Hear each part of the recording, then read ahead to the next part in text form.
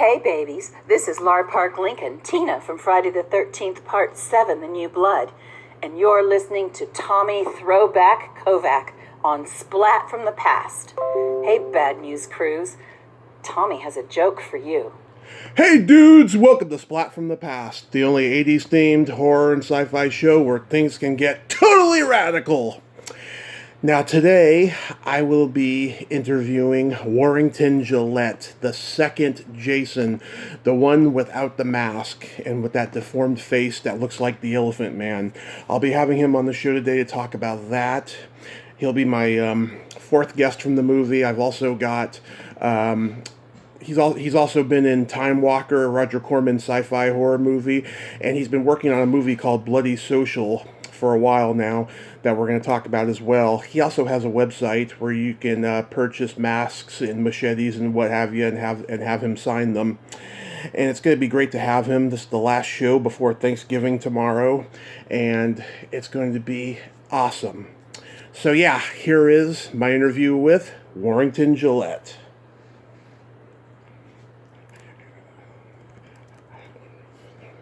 Hey Warrington, welcome to the show. How are you today, sir? I'm great, considering everything we're up against. Oh yeah, it's an insane time. This is such a great honor. Thank you for taking the time today. Well, my pleasure. I'm trying to be as supportive as I can to your podcast and family. I appreciate that. So, going back in time, did you gravitate toward acting early on in your childhood?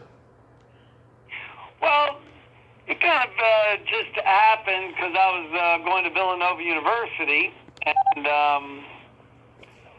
I wasn't quite focused on what I wanted to do, so then that led me up to New York, and then I was exploring possibilities, and so then I went to Lee Strasberg, and I found some enjoyment, and felt a connection pursuing that. So that's kind of the road that I headed down.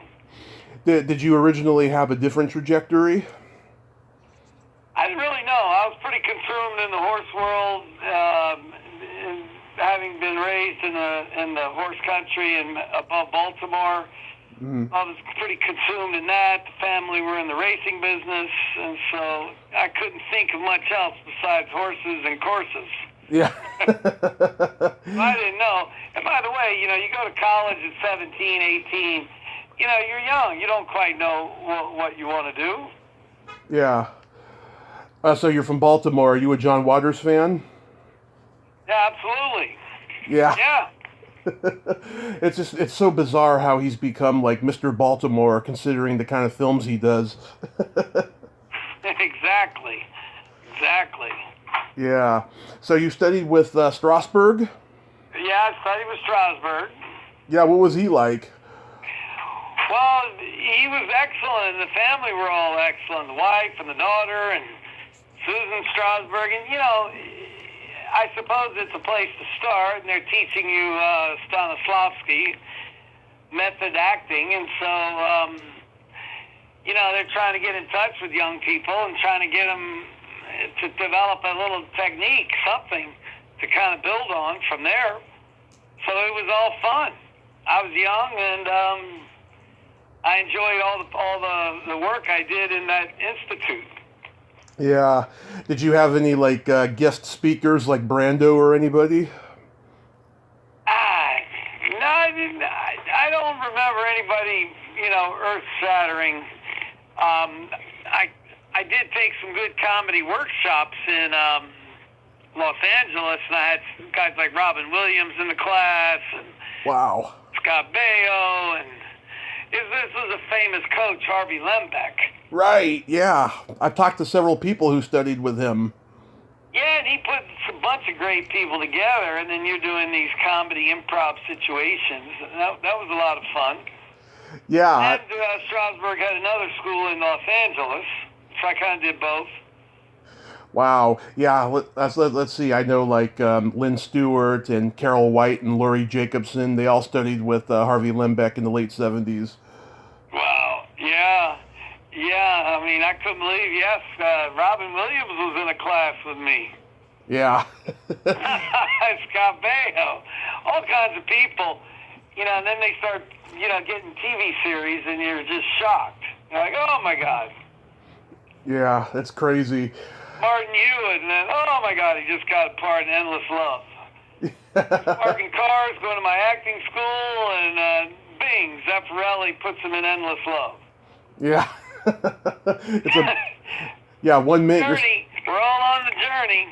Yeah, 1 minute you're studying with him, and then the next minute he's famous. I know.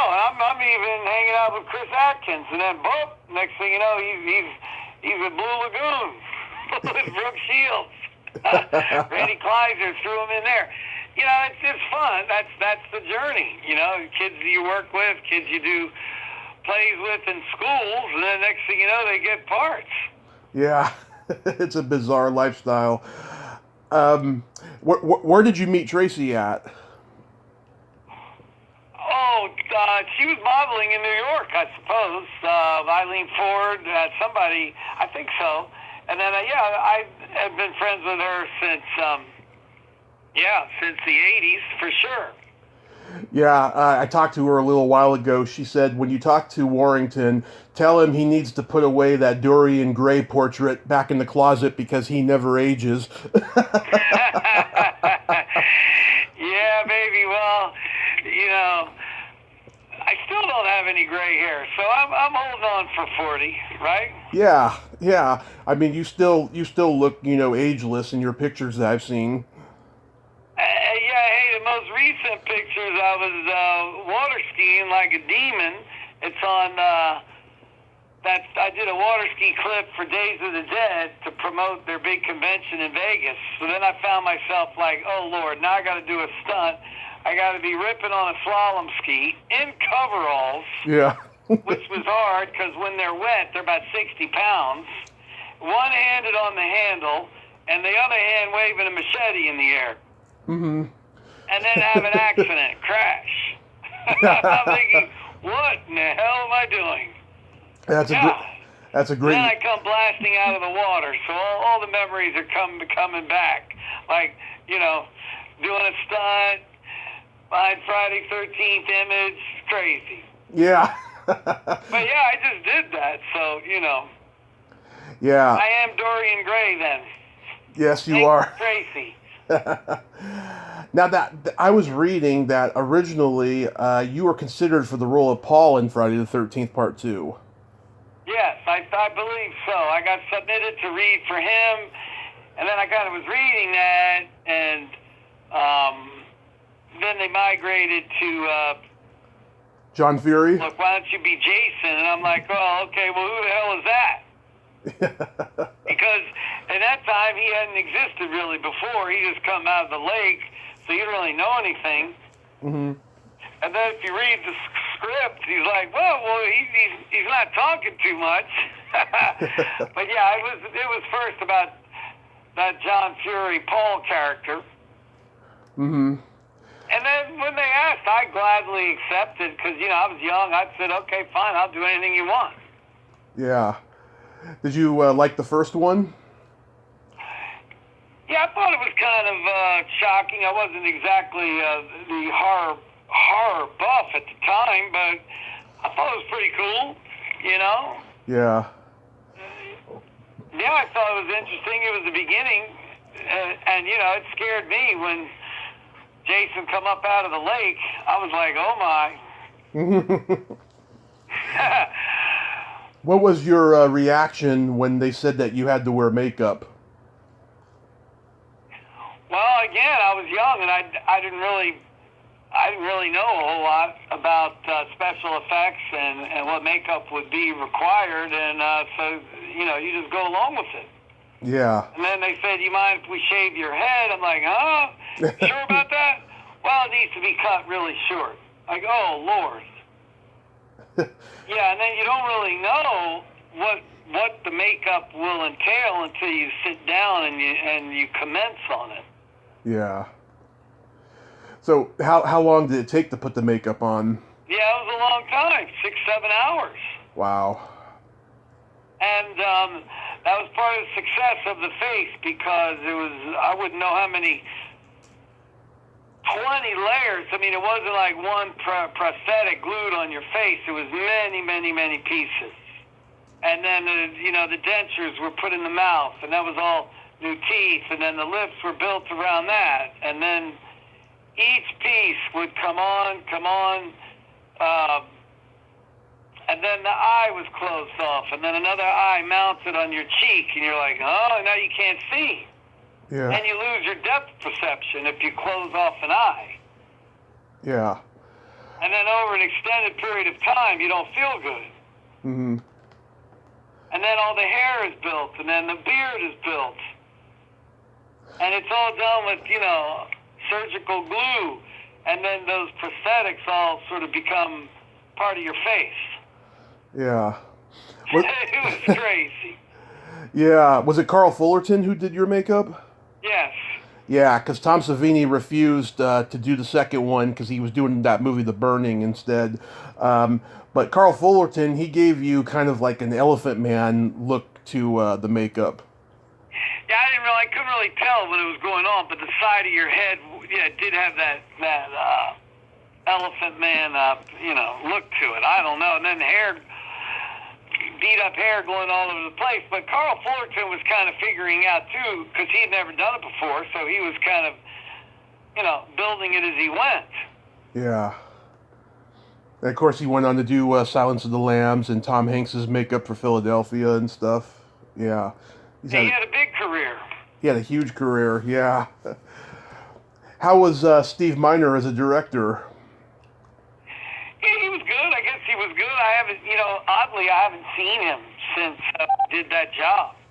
Yeah. And, I just haven't seen him, and our paths have now crossed, and I've never seen him at a convention, where I'm surprised he wouldn't go to one. Yeah, I think because he kind of became like an A-list director for a while after this. Oh, okay. Yeah, because he did Forever Young with Mel Gibson and House and Soul Man and stuff like that. Right. Well, he's not on the scene now. Yeah, I don't know where he is. I don't know what he's doing, if he retired or not. Didn't you get? We'll talk later, but we'll talk later about my project. But I certainly need a good director to join forces with me on it. Yeah, that'd be great. Did you get injured while making this movie? No, not really. Not really. Nothing. Few hits here and there. Nothing. Nothing. Serious. Oh, because I read it was like on IMDb, and we know how inaccurate IMDb can be. They said that I don't know, you were like injured this one day, and then you couldn't do this one scene or something along those lines. I don't know. I was there, and we kind of powered through it, and then you'd get your bumps and bruises along the way. Mm-hmm. So, Yeah, you're a pro. You took one for the team. Yeah, and I was young. Keep in mind, I was the youngest Jason at the time, and I still am the youngest Jason. You were what, 20? Something like that. Yeah, because I think Ted White was the oldest. He was like 57 when he played him. Yeah, I'm still the youngest. A lot of Jasons are getting old now. One of them's 90-something. I don't know. That's Ted. Yeah, Ted's 94. That we've lost, unfortunately, God bless them, we've lost a couple also along the way. So. Yeah, Richard Brooker. I think that's about it. All the other guys are alive. Kane and CJ and Tom Morga. Yeah. Yeah. Are you just amazed at how much this franchise has just been revered over the last 40 years? Yes, I'm shocked. I'm shocked at how it's iconic. It's known worldwide. And every time I go to a convention, I'm shocked at the depth of the fans and how nice they are and how, they are serious collectors of memorabilia. Yeah. And then you've got some very prominent toy companies that have capitalized on the power of the brand, And that's kind of pushed the brand now to another level. And you've got the big success of the Funko Pop toys. Right. And you've had drugstore chains, I don't know, Dwayne Reed, they have sold. And then NECA's got new toys coming that are out. And then I see the toys because fans bring them to me to sign. Mm-hmm. And then the DVD box set that keeps coming, that's sort of like re-releasing the whole brand over again. So there are millions of people seeing it for the first time. Yeah. It didn't even go to a theatrical release. Yeah. And the kids love it. So now the kids look at the Jason character as like a superhero. They love the character. And the kids now take it to another level. And they want to collect masks. And they get the mask signed. And then if you look, the brand hasn't done anything for probably 8 years. And they're all arguing as to who really owns the rights to it. Yeah. So now the brand has got such strength it can withstand all the fighting at the high level as to who owns it, trademark ownership disputes, and the brand forges on. No, it's incredible. No. Yeah, I personally never cared for the sack mask that he wears in 2. I always thought he looked like a Klansman, kind of. Yeah. Well, I think a lot of people liked it because it might have been more scary, because it's more bizarre. And then it unveils that outrageous face. It was like, what? Then the face gets revealed through that window scene, which, by the way, got Academy Award. We got Academy Awards, the best scene ever made in a horror film. Oh, I didn't realize that. Yeah, they did a tribute to horror about 3 or 4, 5 years ago, the Academy Awards, and then they were giving awards out to various horror films. Mm-hmm. And that scene through the window got seen as the Academy Awards, the best scene ever made in horror. Wow, that's like a posthumous award in a way. I'm good. I'm the first Jason to kill. Mm-hmm. And I guess the only Jason to get an award like that is having made the best scene in horror. Wow, that's so cool. I'm sure that upsets Kane Hodder because, he's done more scenes than anybody. Yeah. But that's all right. He's got his place in history. Oh, yeah. He's great. He's got the award then for the most scenes. Most scenes and most kills. Yeah. I got the award as the first kill and the best scene.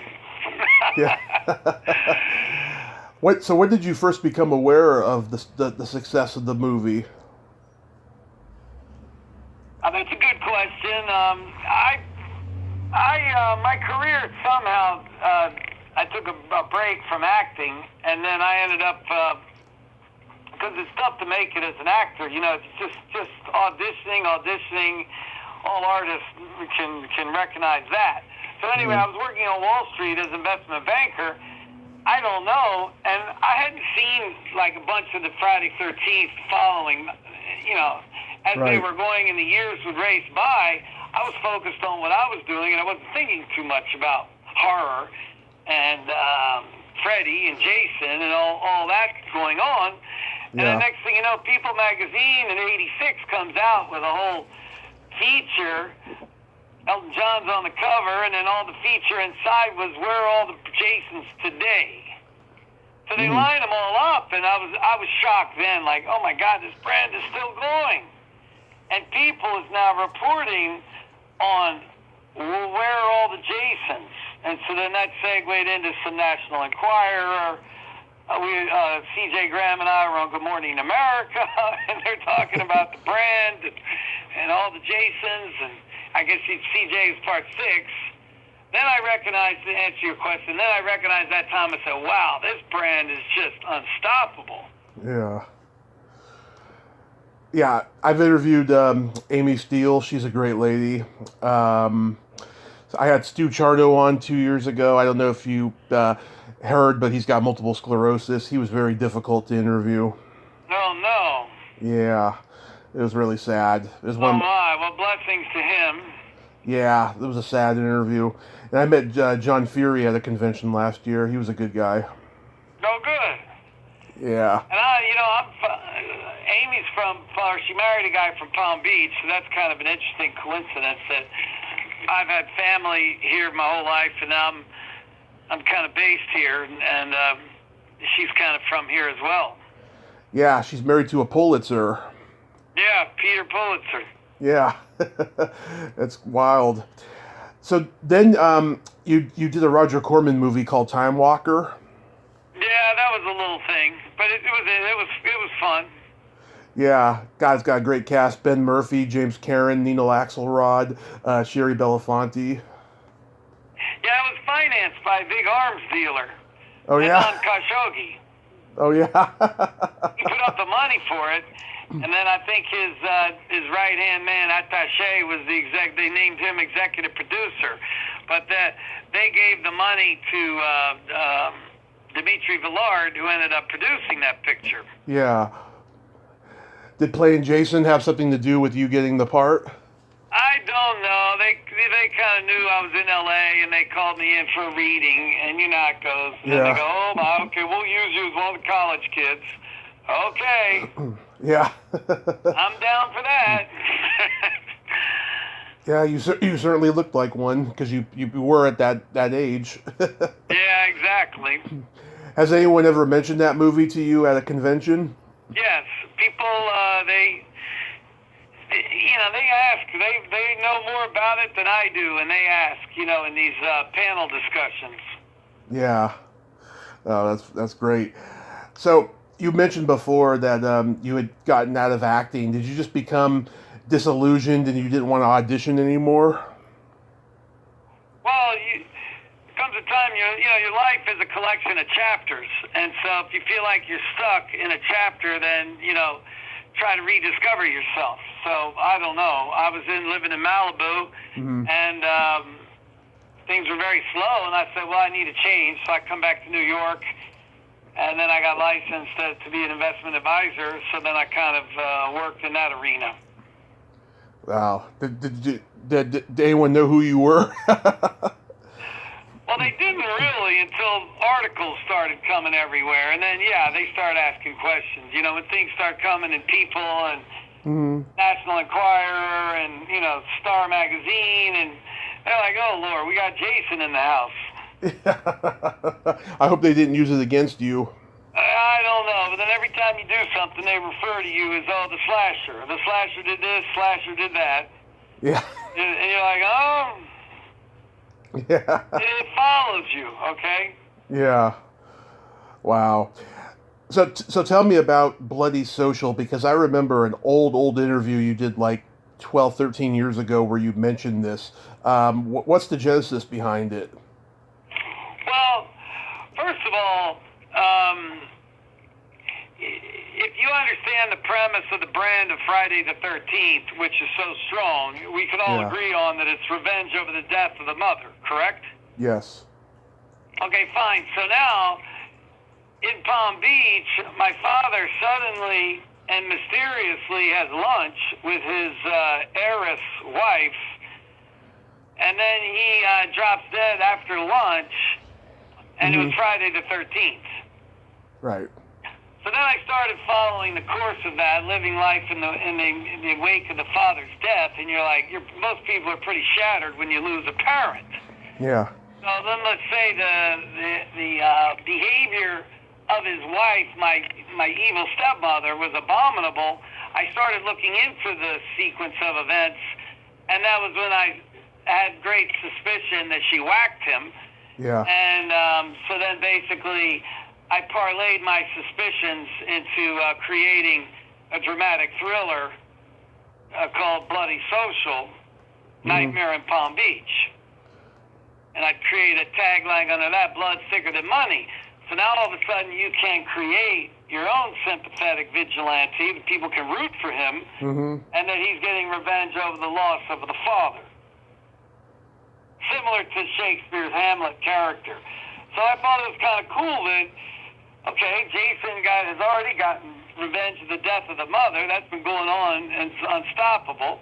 So now let's shift gears. Let him get revenge of the death of the father in real life. Mm-hmm. And that's very strange that I'm part of the brand, and that my father would die on Friday 13. Yeah. And then, you know, we just had countless other things that kept happening on 13th. And then I quietly kept developing it, where it is today. And the timing today is brilliant. You know, Yeah. Donald Trump's backyard to do a nightmare thriller.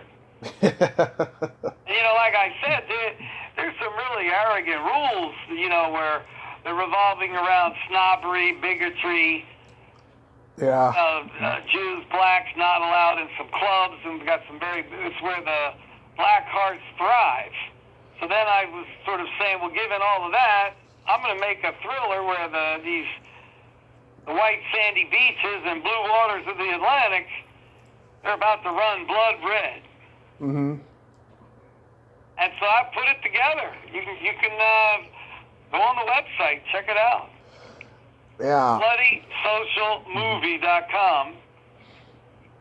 So your dad's death was a big inspiration on it.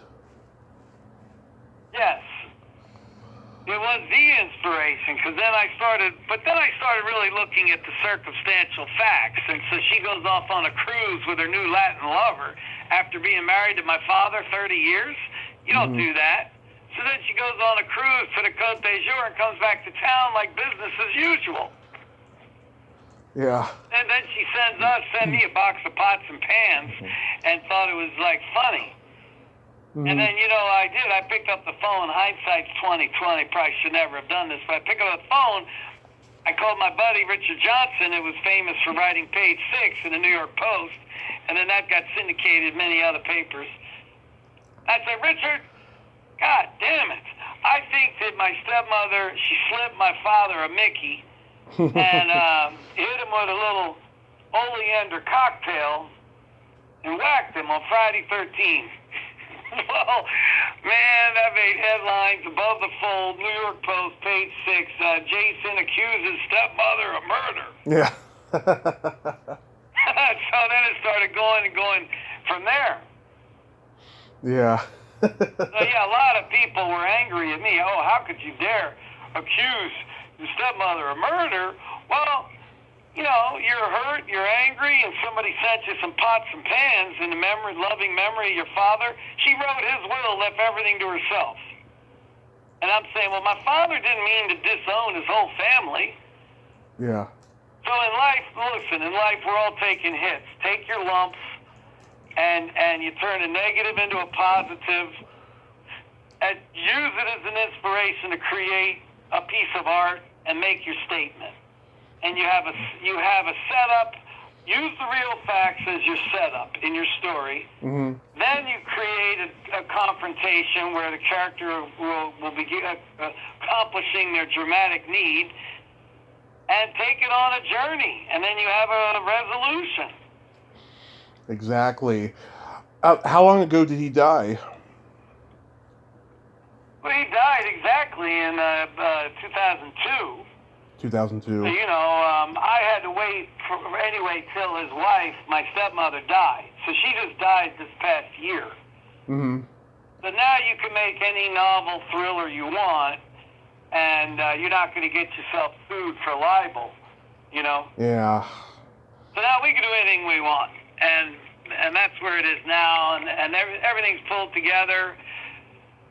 Budget's about $3 million, $5 million. We're trying to deal with the COVID crisis, but anyhow, we've got budget, we've got the screenplay is fantastic, Mm-hmm. and you go on BloodySocialMovie.com. I've even written music that's at the bottom of the website. Yeah. Very wild music. Have you thought about doing a crowdfunding or getting other horror people involved? We did a little crowdfunding, and you know, I followed the rules that I'm basically giving people things for the money that they contributed. Mm-hmm. And so they all got, you know, things they were buying anyway. So we did a small raise up. on Indiegogo. But right now, I'm going to bring in partners. See, and on an Indiegogo crowdfunding, the people that throw money into projects, they don't own any of the underlying project. It's like they're just throwing money to a project, hoping it gets done. Mm-hmm. So now, realistically, you put together a partnership, and the people that put money in are all owners of the project, like an old Hollywood-style movie. It's an indie film, and the partners own it. Yeah. And that's the direction we're going to go now. And we'll put together the budget and make it an indie film.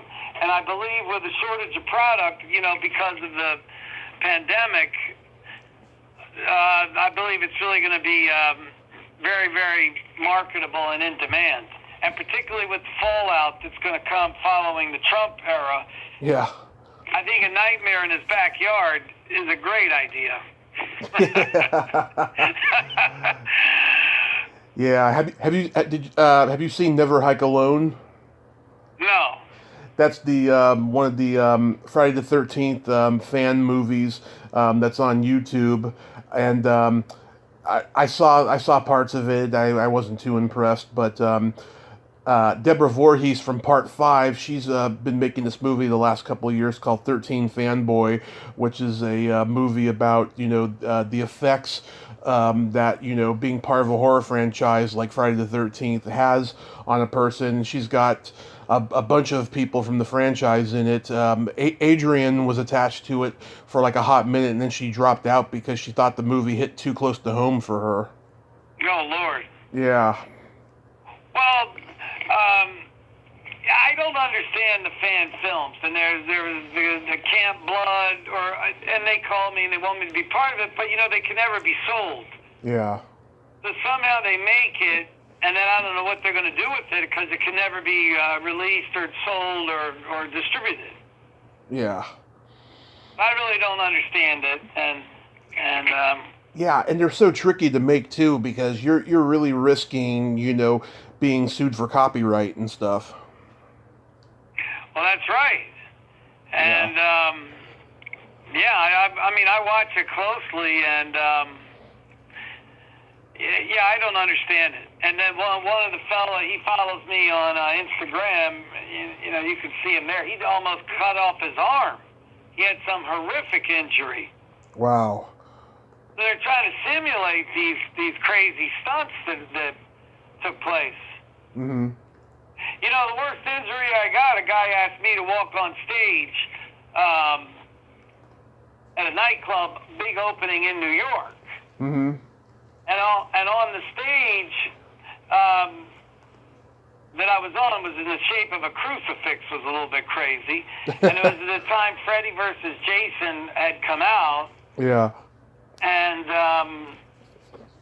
somehow I had an axe in my hand. I had Jason look on. I couldn't really see too clearly. I was doing a Jason routine. A girl jumps up on the stage, grabbed the axe, and started swinging it at me, and I couldn't really see, and she split my hand open. Mm-hmm. Now there's blood coming out everywhere. I'm on this crucifix stage. It was pretty crazy. And I was how dumb was I? I should have used like a rubber axe. I had a real axe on stage. Yeah. Yeah. That was all written about in the paper. It was pretty traumatic. Wow, was that a long time ago? Not too long ago, but, yeah. Anyway, it's just a stupid accident, and that's similar to these people trying to make First Blood and Camp Blood, and yeah. doing things, and accidents are happening. Yeah, it's crazy. So your website is bloodsocial.com? Bloody, like BLOODY, Bloody Social, SOCIAL, because this is the social capital of America. Yeah. BloodySocialMovie.com, and if any of your listeners want to be part of it, they can just send me an email, and then we will communicate with how they can be an owner of the project. And is that the website you were telling me about where you can get machetes and masks signed? No, but if somebody could would go on my Instagram page where you follow me, Jason2 Warrington Gillette. Right. Just tell me what they want, and they'll see pictures of stuff all over that, and they can just tell me what they want, and I'll make sure they can get it, whether it's a photograph, a mask, or signed machete.